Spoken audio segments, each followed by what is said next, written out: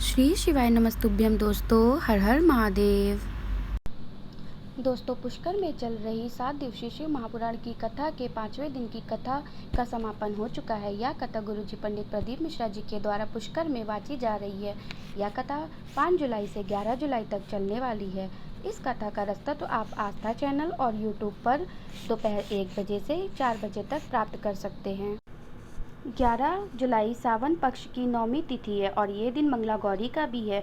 और इस दिन आपको कौन सा विशेष उपाय करना है जो सावन में किए जाते हैं, इसकी जानकारी आपको इस वीडियो के माध्यम से हम देने वाले हैं।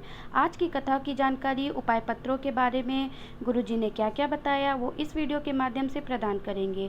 किसी कारणवश यदि आपने आज की कथा पूरी नहीं सुनी है तो पूरी कथा का रास्ता तो आप इस छोटे से वीडियो के माध्यम से प्राप्त कर सकेंगे। बढ़ते हैं आज की कथा की पहली जानकारी की ओर। हंसी और हिंसा में बहुत अंतर है। जो सनातन धर्म का व्यक्ति है वो हंसी में जीना चाहता है, ना कि हिंसा में, क्योंकि हिंसा करके सनातन धर्म का व्यक्ति किसी को दुख देकर, कष्ट देकर कभी भी जीना नहीं चाहता। सोमवार की अष्टमी को वो तिथि है जिस दिन माता पार्वती का शिव जी से मिलन होता है, राधा जी का कृष्ण से मिलन होता है, माता सीता का राम जी से और माता लक्ष्मी का भगवान विष्णु से मिलन होता है। बहुत ही अधिक महत्व है सोमवार की अष्टमी तिथि का।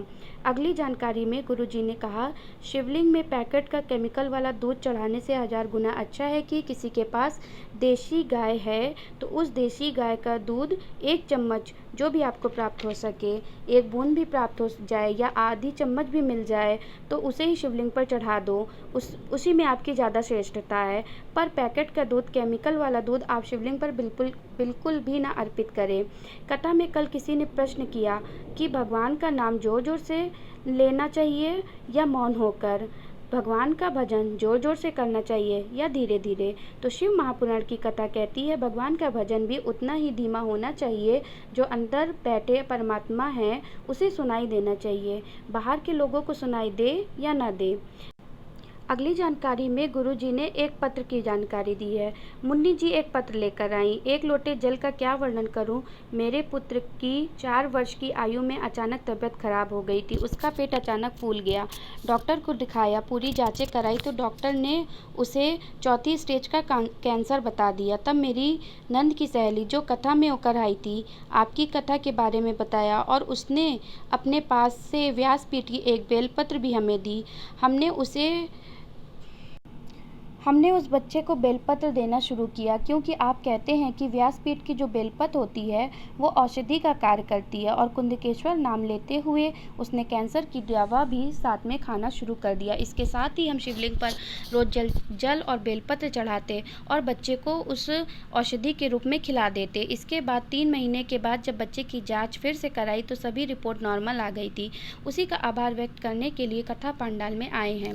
जिस व्यक्ति ने भी बाबा की कावड़ भरी है उससे पूछना, बाबा ने उसकी झोली भरी कि नहीं भरी, खाली तो नहीं छोड़ी।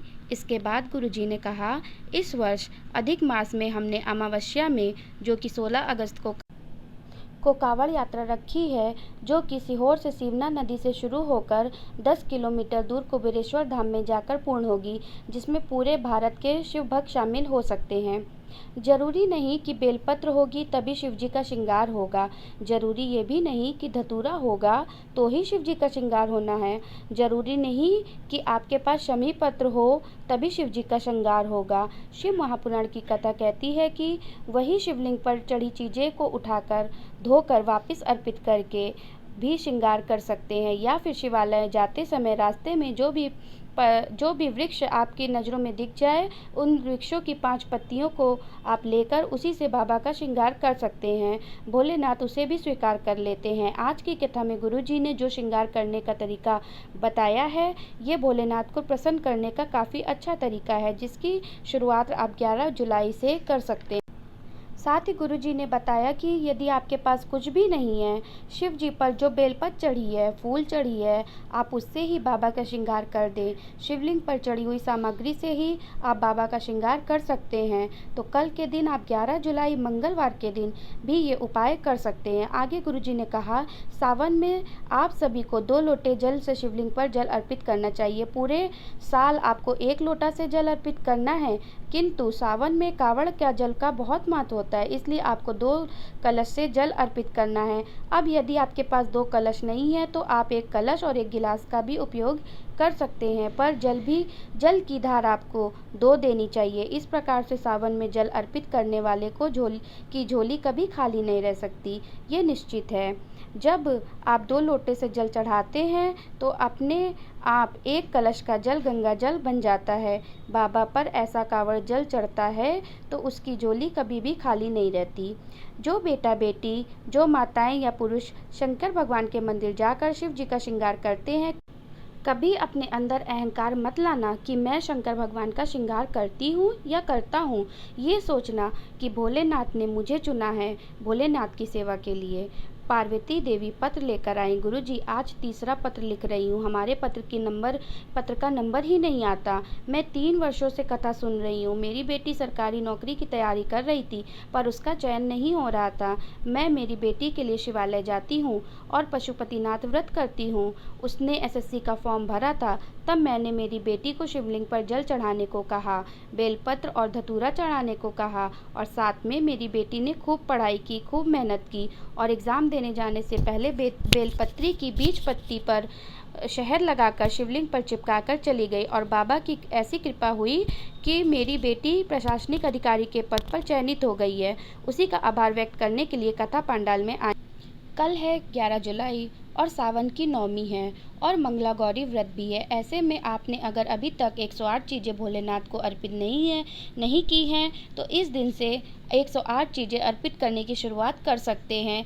ये काफ़ी अच्छा मनोकामना पूर्ति उपाय है जिसे आप इस सावन में रोज कर सकते हैं। आपको 108 दाना चावल के शिवलिंग पर श्री शिवाय नमस्तुभ्यम बोलते हुए अर्पित कर देना है।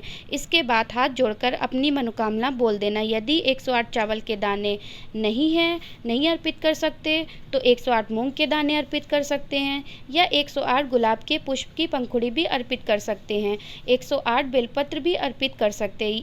इस तरीके से जो भी चीज़ आपको आसानी से मिल जाती है उसे आप 108 चावल के दाने अर्पित कर सकते हैं। पर एक बात का विशेष ध्यान रखें, जो भी चीज़ चढ़ानी है वो पूर्ण होनी चाहिए, वो कभी भी कहीं से खंडित नहीं होनी चाहिए। तो दोस्तों, आज की कथा में बस इतना ही। यदि आपको यह जानकारी ज्ञानवर्धक लगी हो तो अपने दोस्तों के साथ शेयर कीजिए, लाइक कीजिए और कमेंट बॉक्स में हर हर महादेव टाइप कीजिए। और हाँ, अभी तक चैनल को जाके सब्सक्राइब नहीं किया है तो प्लीज़ जाके सब्सक्राइब करें और बेल आइकन को प्रेस करना ना भूलें। हर हर महादेव, जय श्री शंभू।